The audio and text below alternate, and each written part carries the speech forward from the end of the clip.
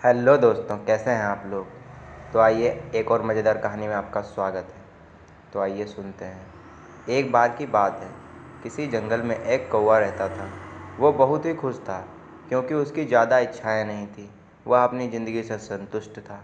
लेकिन एक बार उसने जंगल में किसी हंस को देख लिया और उसे देखते ही सोचने लगा कि ये प्राणी कितना सुंदर है। ऐसा प्राणी तो मैंने पहले कभी नहीं देखा, इतना साफ और सफ़ेद। यह तो इस जंगल में औरों से बहुत सफ़ेद और सुंदर है, इसलिए यह तो बहुत खुश रहता होगा। कौवा हंस के पास गया और पूछा, भाई तुम इतने सुंदर हो, इसलिए तुम बहुत खुश होंगे। इस पर हंस ने जवाब दिया, हाँ मैं पहले बहुत खुश हुआ करता था, जब तक मैंने तोते को नहीं देखा था। उसे देखने के बाद ऐसा लगता है कि तोता धरती का सबसे सुंदर प्राणी है। हम दोनों के शरीर का तो एक ही रंग है, लेकिन तोते के शरीर पर दो रंग हैं। उसके लाल रंग का घेरा है और सुर्ख हरे रंग का था। सच में वो बेहद खूबसूरत था। अब कौवे ने सोचा कि हंस तो तोते को सबसे सुंदर बता रहा है, तो फिर उसे देखना होगा। कौवा तोते के पास गया और पूछा, भाई तुम दो दो रंग पाकर बड़े खुश होंगे ना। इस बात पर तोते ने कहा, हाँ मैं तब तक खुश था जब तक मैंने मोर को नहीं देखा था। मेरे पास तो दो ही रंग हैं, लेकिन मोर के शरीर पर तो कई सारे रंग हैं। अब कौवे ने सोचा, सबसे ज़्यादा खुश कौन है, यह तो मैं पता करके ही रहूँगा, इसलिए अब मोर से मिलना ही पड़ेगा। कौवे ने मोर को जंगल में ढूंढा, लेकिन उसे पूरे जंगल में एक भी मोर नहीं मिला और मोर को ढूंढते ढूंढते वह पास के चिड़ियाघर में पहुंच गया।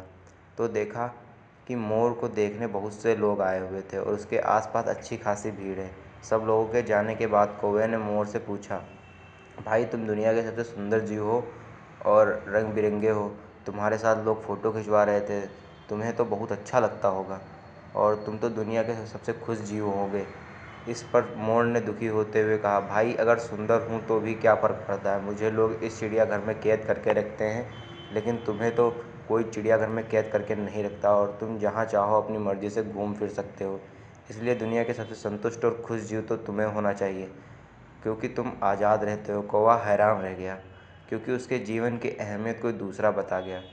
तो दोस्तों, ऐसा ही हम लोग भी करते हैं। हम अपनी खुशियों और गुणों को तुलना करके दूसरों से करते हैं और हमें ऐसा लगता है कि हम बेकार हैं। तो ऐसे लोगों से जिनका रहन सहन का माहौल हमसे बिल्कुल अलग होता है, हमारी ज़िंदगी बहुत सारी ऐसी चीज़ें होती हैं जो केवल हमारे पास होती हैं, लेकिन हम उसकी अहमियत समझकर खुश नहीं होते हैं। लेकिन दूसरों की छोटी खुशी भी हमें बड़ी लगती है, जबकि अपनी बड़ी खुशियों को इग्नोर कर देते हैं। तो दोस्तों, इस कहानी से आपने क्या सीखा, कमेंट में हमें ज़रूर बताएं। जय हिंद, वंदे मातरम।